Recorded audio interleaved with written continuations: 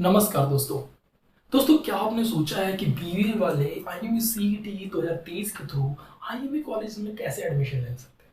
चलो थोड़ा और क्वेश्चन आसान करता हूँ। बीबीए वालों के लिए आईएमयू कॉलेजेस में कोई कोर्स है? बीबीए वाले बिना एग्जाम दिए आईएमयू कॉलेज में एडमिशन ले सकते हैं? उनकी एलिजिबिलिटी क्राइटेरिया पता है आपको? किस बेस पे उनका सिलेक्शन आईएमयू में होता है ये पता है? चलो तो आज इन सारे सवालों का जवाब मैं आज इस वीडियो में देने वाला हूं दोस्तों। तो बिना टाइम वेस्ट किए चलिए शुरू करते हैं दोस्तों। मैं हूं सिद्धांत जैन, आप सभी का स्वागत है अपने फेवरेट चैनल मर्चेंट नेवी गुरुजी में। चलिए दोस्तों सबसे पहले मैं बात करने वाला हूं इंपॉर्टेंट डेट्स की। तो बीबीए वालों के लिए जो इंपॉर्टेंट डेट है, सबसे पहले कि ऑनलाइन रजिस्ट्रेशन शुरू हो चुकी है 14 अप्रैल 2023 से इस सेशन के लिए। तो सबसे पहले अगर आपने ऑनलाइन रजिस्ट्रेशन नहीं किया है तो मैंने लिंक जो डिस्क्रिप्शन में दे रखी है वहां से जाओ और ऑनलाइन रजिस्ट्रेशन करो, क्योंकि आपकी रजिस्ट्रेशन डेट मतलब कभी भी कर सकते हो। रजिस्ट्रेशन डेट जो है, आपकी डेडलाइन जो है रजिस्ट्रेशन करने के लिए वो 22 जून है भैया।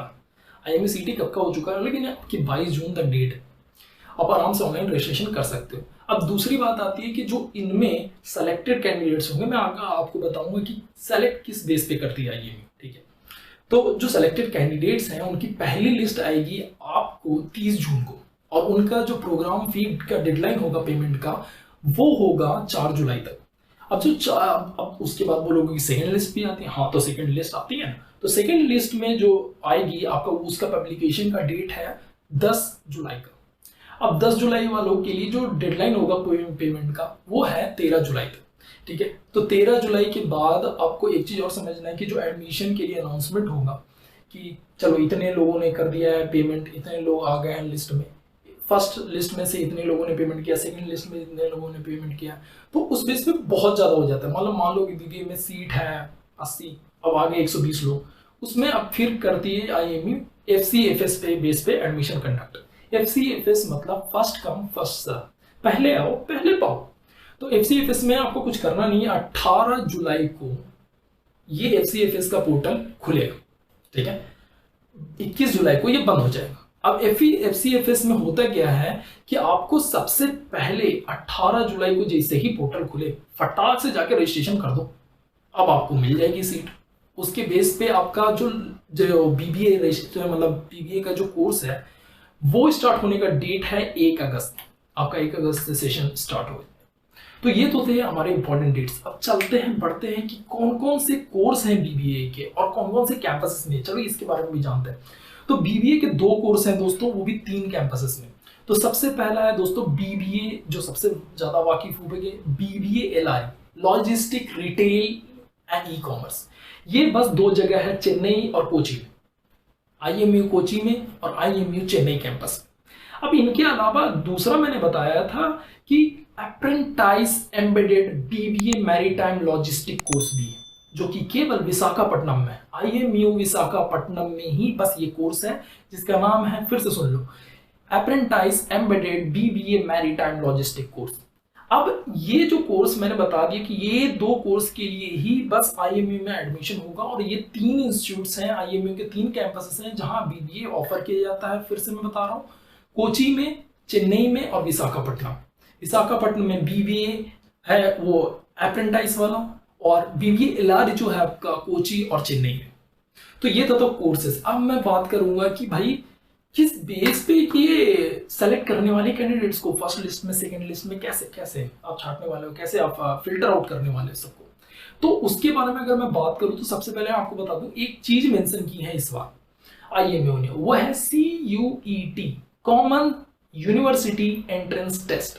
तो मान लो कि पहले तो होता कि 12th के परसेंटेज के बेस पे वो कंसीडर करती थी, लेकिन अब 12th के परसेंटेज पे वो कंसीडर नहीं कर रही है आपका एडमिशन या सेलेक्टेड कैंडिडेट का लिस्ट, ठीक है। अब वो करेगी CUET के मार्क्स के बेस पे।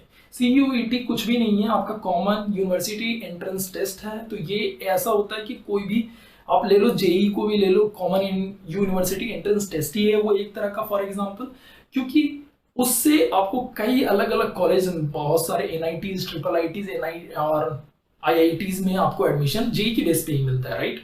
तो जेई के बेस पे वो कॉमन यूनिवर्सिटी एंट्रेंस टेस्ट हो गया। तो अगर आपके पास वो मार्क्स हैं तो आपको प्रेफरेंस मिलेगा।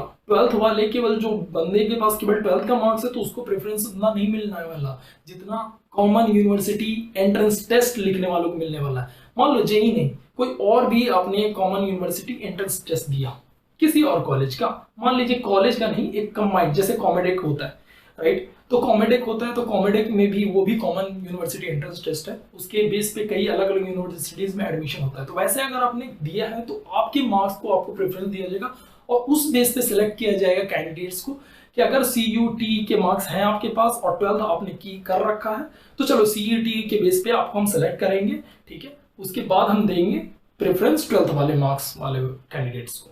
दोस्तों तो यहाँ पे एक चीज मैं सिंप्लीफाई करना चाहूंगा, जो लोग नहीं जानते, जो लोग जानते हैं वो बहुत बड़ी बात है, जो लोग नहीं जानते हैं BBA के लिए आपकी जो एलिजिबिलिटी क्राइटेरिया होती है वो होती है 50% मार्क्स इन इंग्लिश 10th या 12th में, और आपके ओवरऑल मार्क्स भी 50% कम से कम होने चाहिए, ठीक है, तभी आप ये रजिस्ट्रेशन या एप्लीकेशन भर सकते हैं। जो एप्लीकेशन फ़ी की मैं बात करूं दोस्तों, तो एप्लीकेशन फ़ी यहाँ पे 200 रुपये है जनरल और OBC कैटेगरी के लिए, वहीं 140 रुपये है SC या ST कैटेगरी से अगर आप बिलोंग करते हो। तो दोस्तों ये था पूरा BBA के डिटेल्स जो भी IMU CET 2023 में आपको काम आने वाले हैं। अब मैं एक और चीज़ आपको बताना चाहूँगा, एक इम्पॉर्टेंट अनाउंसमेंट है, वो मैंने पिछले वीडियो में भी बताया था, इस वीडियो में भी बता रहा हूँ कि एक ऐसा वीडियो बनाने वाला हूँ जिसमें आपके वो सारे इंपॉर्टेंट पॉइंट्स होंगे जो अभी तक आपको किसी ने नहीं बताया है, लेकिन वो आपके लिए जानना बहुत जरूरी है, वो देखना मत भूलना दोस्तों। तो दोस्तों थैंक्स फॉर वॉचिंग।